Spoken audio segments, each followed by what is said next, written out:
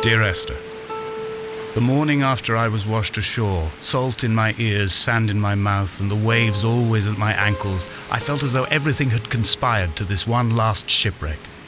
I remembered nothing but water, stones in my belly and my shoes, threatening to drag me under to where only the most listless of creatures swim.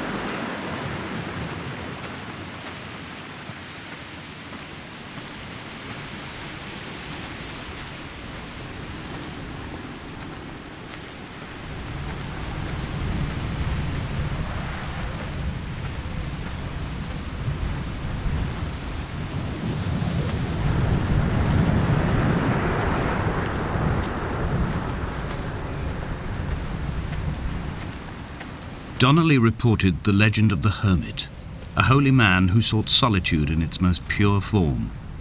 Allegedly, he rode here from the mainland in a boat without a bottom, so all the creatures of the sea could rise at night to converse with him. How disappointed he must have been with their chatter. Perhaps now, when all that haunts the ocean is the rubbish dumped from the tankers, he'd find more peace. They say he threw his arms wide in a valley on the south side, and the cliff opened up to provide him shelter. They say he died of fever 116 years later. The shepherds left gifts for him at the mouth of the cave, but Donnelly records they never claimed to have seen him. I have visited the cave and I have left my gifts, but like them, I appear to be an unworthy subject of his solitude.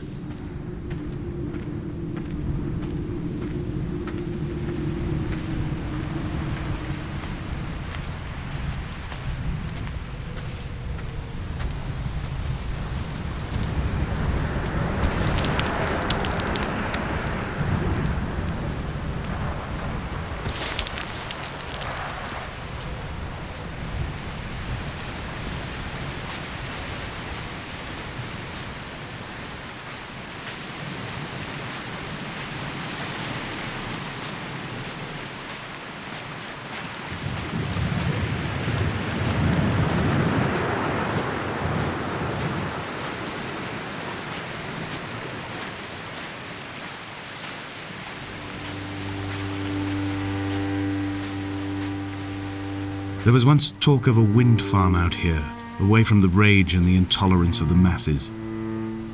The sea, they said, is too rough for the turbines to stand. They clearly never came here to experience the becalming for themselves. Personally, I would have supported it. Turbines would be a fitting contemporary refuge for a hermit. The revolution and the permanence.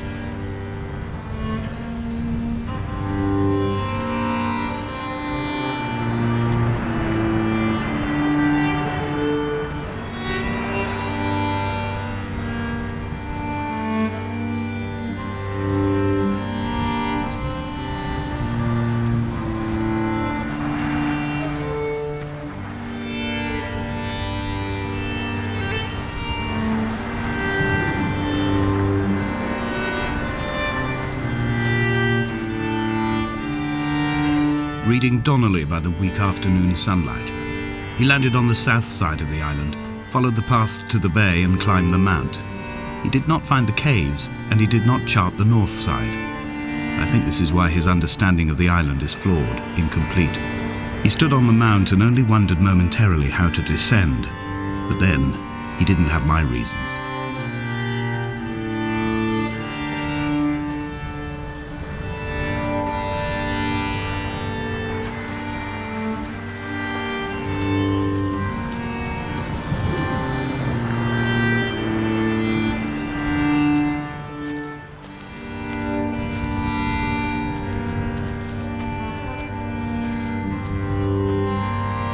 When someone had died or was dying, or was so ill they gave up what little hope they could sacrifice, they cut parallel lines into the cliff, exposing the white chalk beneath.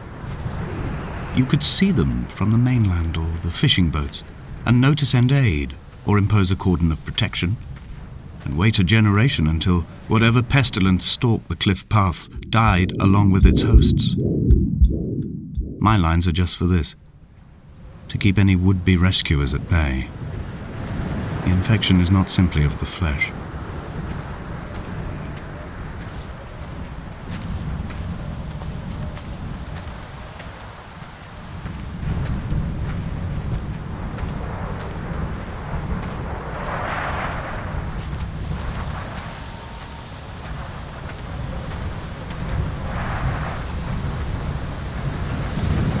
I quote directly, a motley lot with little to recommend them.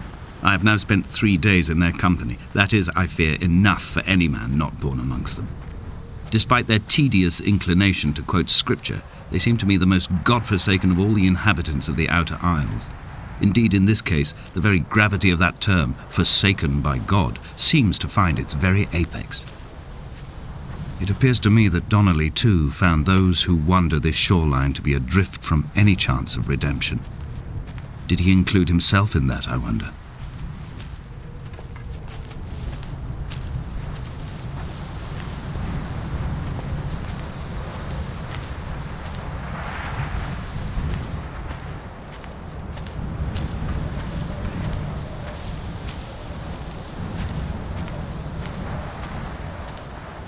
Dear Esther, I met Paul. I made my own little pilgrimage. My Damascus, a small semi-detached on the outskirts of Wolverhampton. We drank coffee in his kitchen and tried to connect to one another. Although he knew I hadn't come in search of an apology, reason or retribution, he still spiraled in panic, thrown high and lucid by his own dented bonnet. Responsibility had made him old. Like us, he'd already passed beyond any conceivable boundary of life.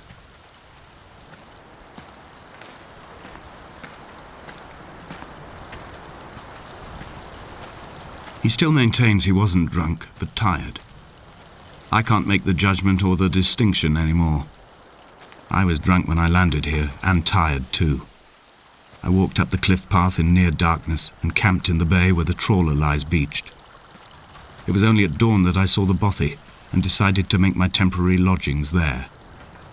I was expecting just the aerial and a transmitter stashed in a weatherproof box somewhere on the mount. It had an air of uneasy permanence to it. Like all the other buildings here, erosion seems to have evaded it completely.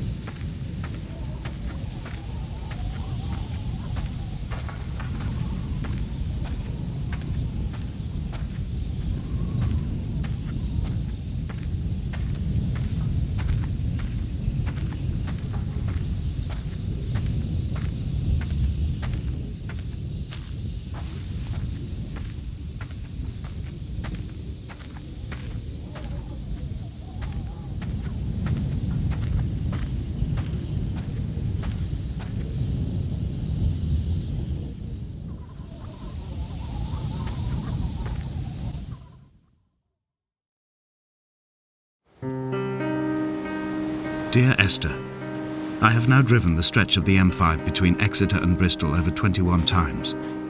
But although I have all the reports and all the witnesses, and have cross-referenced them within a millimetre using my Ordnance Survey maps, I simply cannot find the location. You'd think there would be marks to serve as some evidence.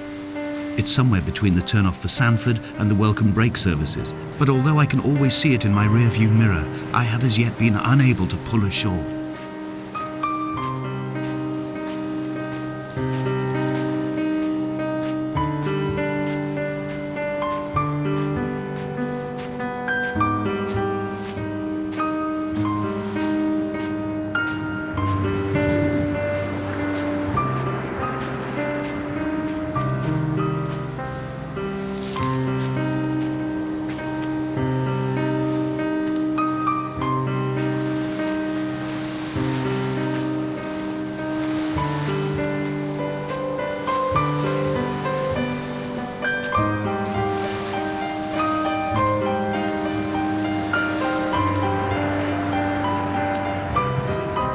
I had kidney stones and you visited me in the hospital. After the operation, when I was still half submerged in anesthetic, your outline and your speech both blurred. Now my stones have grown into an island and made their escape, and you have been rendered opaque by the car of a drunk.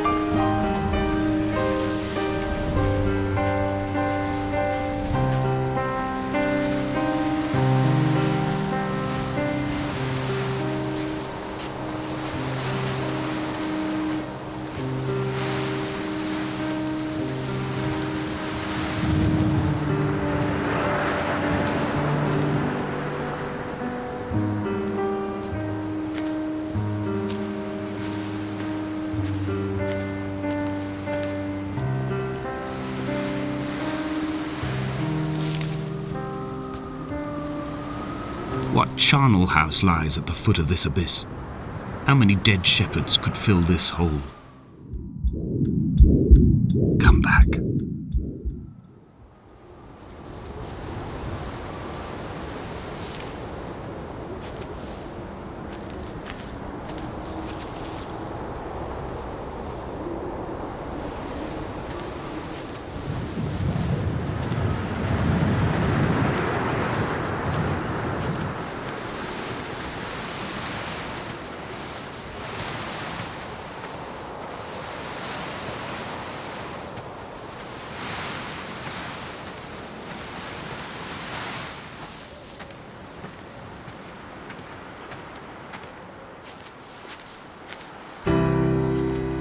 I've begun my ascent on the windless slope of the western side. The setting sun was an inflamed eye squeezing shut against the light shone in by the doctors. My neck is aching through constantly craning my head up to track the light of the aerial. I must look downwards, follow the path under the island to a new beginning.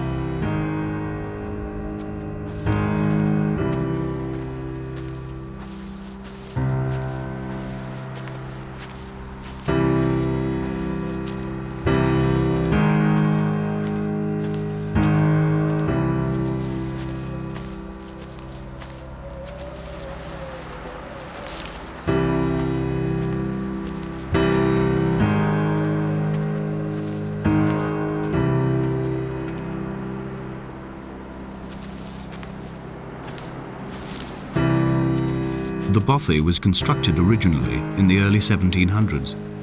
By then, shepherding had formalized into a career. The first habitual shepherd was a man called Jakobsen, from a lineage of migratory Scandinavians. He was not considered a man of breeding by the mainlanders. He came here every summer whilst building the bothy, hoping eventually that becoming a man of property would secure him a wife and a lineage. Donnelly records that it did not work. He caught some disease from his malcontented goats and died 2 years after completing it. There was no one to carve white lines into the cliff for him either.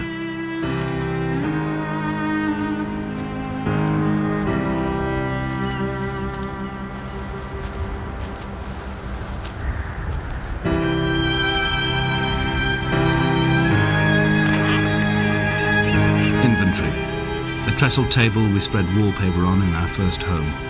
A folding chair, I laughed at you for bringing camping in the lakes. I was uncomfortable later and you laughed then. This diary, the bed with the broken springs. Once asleep you have to remember not to dream. A change of clothes, Donnelly's book, stolen from Edinburgh Library on the way here.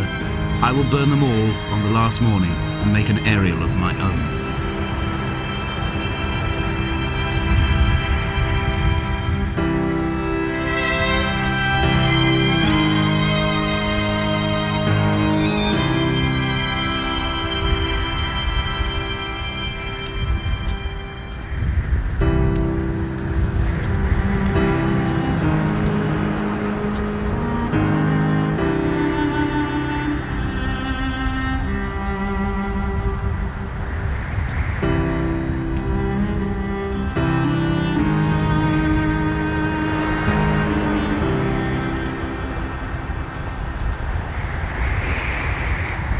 He left his body to the medical school and was duly opened out for a crowd of students 21 days after his passing. The report is included in my edition of his book. The syphilis had torn through his guts like a drunk driver, scrambling his organs like eggs on a plate. But enough definition remained for a cursory examination, and, as I suspected, they found clear evidence of kidney stones. He's likely to have spent the last years of his life in considerable pain. Perhaps this is the root of his laudanum habit. Although its use makes him an unreliable witness, I find myself increasingly drawn into his orbit.